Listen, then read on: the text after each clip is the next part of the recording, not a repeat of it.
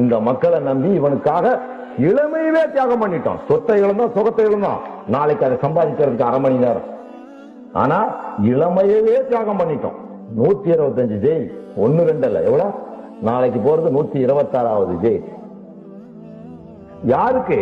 என் பொண்டு பிள்ளைக்கா?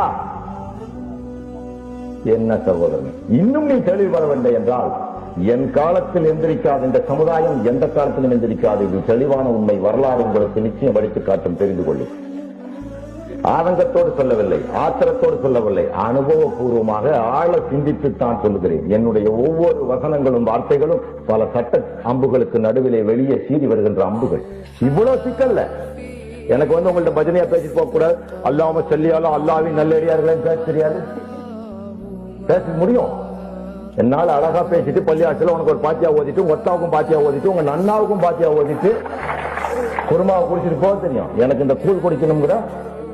நான் எரிமலை மீது நின்று கூட என் தளலை, என் நிறத்தை, என் இனத்தை இழக்காமல் ஈமானோடு நின்று கொண்டிருக்கிறேன். தெரிந்து இன்னும் நாளைக்கு இன்னும் எனக்கு 100 ஜெயில் போடு, இதை விட டபுள் மடங்கா தான் பேசுவேனே தவிர இந்த போலீஸ், இந்த சிபிஐ, இந்த மயிர்கள்லாம் நான் பயந்துட மாட்டேன். பேனா கத்தி இல்லாம இந்தியாவில வந்துட்டு போற ஒரே ஆள் நான் தான். பேனா கத்தி இல்லாம.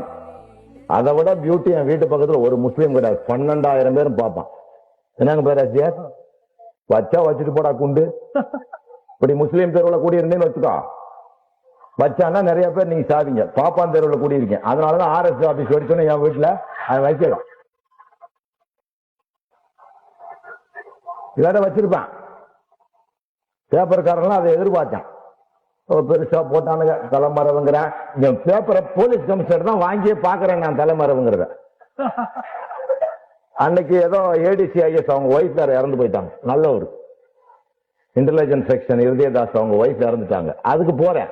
அப்ப என் பேர் தலைமறைவுன்னு போட்டிருக்கான். என்னடா இவ்வளவு போலீஸ் ஆபீசர் கூட போயிட்டு இருக்கேன்.